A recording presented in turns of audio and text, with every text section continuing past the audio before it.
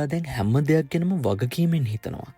එයා වෙනුවෙන් මට කරන්න දේවල් ගොඩාක් තියෙනවා. එයාට කිසිම අඩුපාඩුවක් වෙන්න දෙන්නේ නැතුව එයාගේ ජීවිතේ ලස්සන කරන එක තමයි අපට තියෙන එකම සතුට. මම වගකීමෙන් වැඩ කරන කෙනෙක් නිසා දැන් එයාලට බය වෙන්න දෙයක් නැහැ. හැබැයි හැමදාම මට මෙහෙම වැඩ කරන්න වෙන්නේ නැහනේ. කවදා හරි දවසක මට රිටයර් වෙන්න වෙනවා.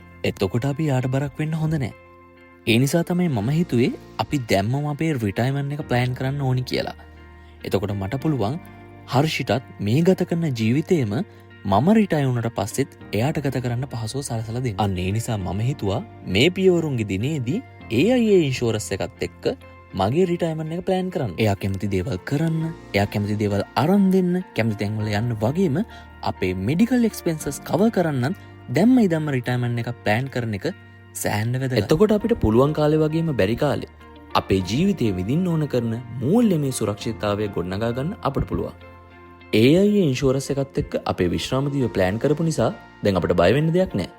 මේ ලෝක පියවරුන්ගේ දිනේදී අපි වෙනුවෙන් අපට ගන්න තියෙන හොඳම තෑග්ග මේක.